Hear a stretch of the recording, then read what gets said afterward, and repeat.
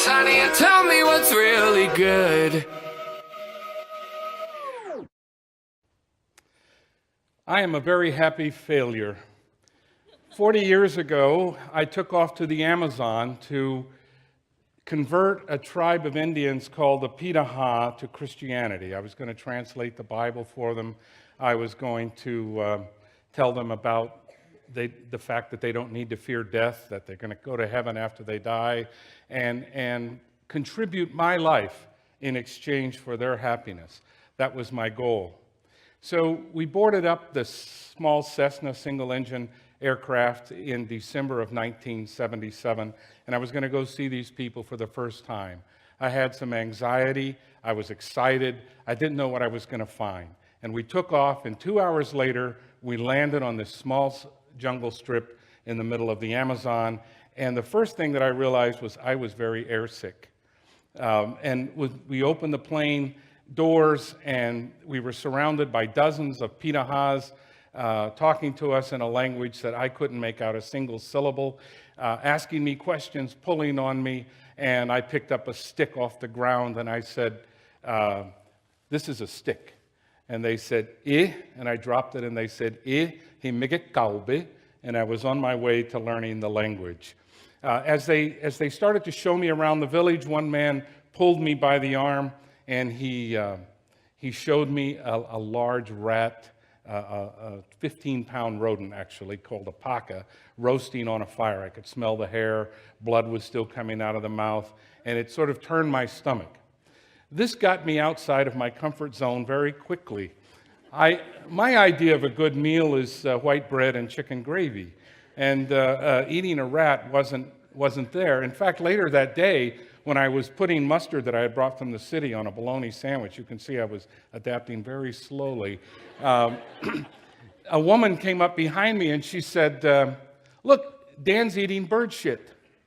And I looked at the mustard and listened to the sound, and I could see where she got that impression. But when I turned to talk to her, her hand was full of a roasted rat head, and she was sucking the brains out. So she was grossed out by my food, and I wasn't terribly pleased by what she was eating. What I have found over the years is that information is hard to come by. New information is hard to come by. When we surround ourselves by people who look like us and talk like us and eat like us and think like us, there's very little room for additional learning. But when I was surrounded by the Pitaha, every single syllable I heard every day long was new information to me. It was a chance to learn.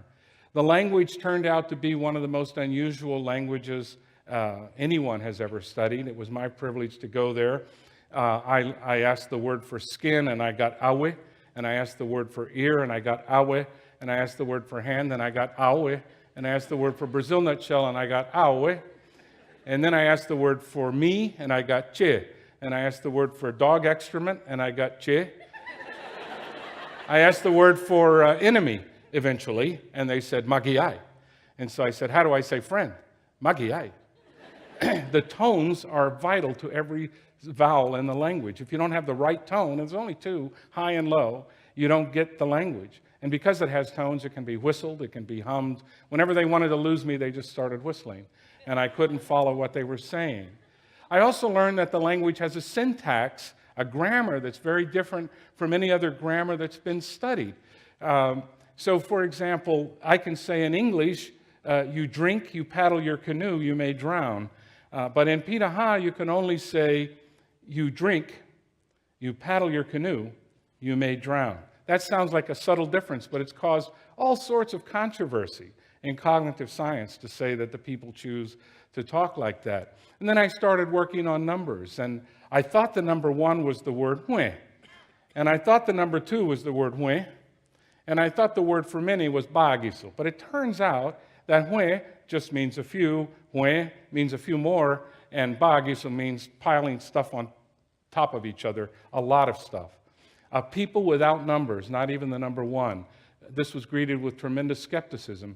Scientists came from Columbia University, Stanford, from MIT, and they did all sorts of experiments to try to prove me wrong.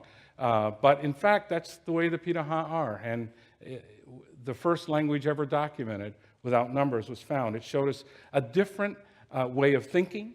It showed us how extensive the perimeters of the human experience are and how many lessons there are to learn from people very unlike ourselves. The words for color. My hair used to be red, and they told me that it was ibesai. So I put that down as red, and then I found something that was black, and they said kopayai, and something that was white, and they said kobiai. But then I noticed they changed the words very frequently. And finally, I realized these aren't even words. These are descriptions. They might say my skin is transparent, or you can see through it. Or they might say that my hair looks like blood. Or they might say that the color of the river is the color of not being ripe. They use different ways to describe different things. And I started to link these things to a single principle, which I call the immediacy of experience principle, which is not that they can't think about the past or they can't think about the future, but they prefer not to talk about things in the distant future and the distant past for which there is no evidence. So, for example, one day I said, so who created the world? This is a good missionary question. And they said, what do you mean? I said, there were no trees. Somebody made the trees. You were there when there were no trees? You've seen the jungle without trees? How old are you? And so it turns out they don't believe anything was ever created. They don't have a concept of God. There's no need for him in their system. And as a missionary, I was talking to them a lot about Jesus. So one day, a group of men came in and they said, hey, Dan, so Jesus, did he look more like us or did he look more like you? I said, well, some people said he looked more like me and other people said he looked more like you. Yeah, but you've seen him. So what does he look like? I said, well, actually, I've never seen him, but your father saw him. No, my dad never saw him either. Well, who saw him? I said, nobody. He's lived a long time ago. Well, if he lived a long time ago and nobody saw him, why are you telling us about him? And it occurred to me that all the evidence that I had accumulated in Bible school and all my prayers and all my activity as a Christian didn't hold up to the evidentiary requirements of this group of a few hundred hunter-gatherers in the Amazon. They weren't convinced by this at all. So finally one day they came in and they said, hey, Dan, we like you, but we don't want any Jesus. We don't want to know about this stuff. It's okay for Americans. They like to believe that stuff, but Pitaha don't believe that stuff. And so I had to focus on other things. And what I had gone there to do was to tell them about no fear of death. But then it turns out they're not afraid of death. Death is just a natural part of life. So I wanted to help them learn how to be happy. But when I took researchers from MIT there, they said, these must be the happiest people on earth. And I said, well, how would you study that? And they said, well, we just measure the time they spend smiling and laughing. I bet it's more than anybody else. So I had no happiness to offer them. I had no fear of death. So I tried to talk to them about a judgment and how to live. And the most important commandment among the Pitaha is don't tell anybody else what to do. Everybody does. Life's hard enough. Just live your life the best you can. So that didn't work either. And eventually I came to the realization if it doesn't work for them, it probably shouldn't be working for me. And I became an atheist. So the only convert I ever got, my only convert was me. So I'm a failure. There are no Pitaha believers. There's no church. None of that stuff worked. But I learned a lot about language, so I decided maybe there was some useful profession I could enter. So I became a linguist and an anthropologist and began trying to understand their culture in even greater detail. And realizing that new information is, again, as I've said, hard to come by. If you sit in a room with people who look just like you, who are your gender, who are your age, your economic background, the chances of getting really new information are minimal because everybody already agrees. It's like a famous philosopher friend of mine said once, I don't read anything because if they disagree with me, they're wrong, and if they agree with me, I already knew that. Often that's the way we think until somebody forces us to think differently. So how can we possibly bring newness to our life? How can we, without going to the Amazon, transform our experience and our relationship to the world in such a way that we open channels of new information? Many computer scientists define learning as changed behavior after exposure to new information. So where do we get this new information? Well, one suggestion is especially in a place like Philadelphia, look around you and find people different from yourselves. Make friends of different genders, of different sexual orientations, but especially make friends with families. And one thing I suggest to people, you don't have to travel outside the United States. Find a family that's willing to tolerate you for a week and go live with them for a week and live under their rules and taste their food. And more than taste their food, learn to like it. And if they're from a different religion, learn to respect how they believe and understand how they believe. So you're not just a tourist in their home, you're actually living in their home by their rules. I had to do this for the very first time with the Celtal Indians of southern Mexico. My family, we went to live with the Celtals. We spent several nights with them.